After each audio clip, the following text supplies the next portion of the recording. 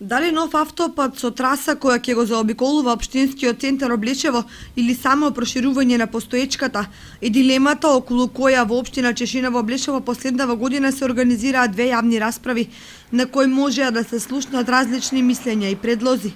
Едно е сигурно, покрај економските, сообраќајните или еколошките параметри, голема улога околу изборот на опцијата ќе одиграат финансиските средства.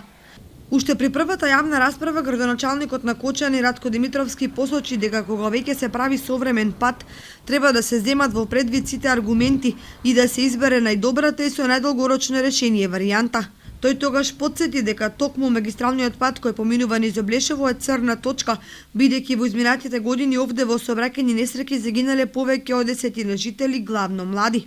Заради тоа и заради растоварување на фреквенцијата на автопатот, паметно е да се размислува за нова автопатска траса, а постојниот магистрален пат да остане на локално и регионално поврзување.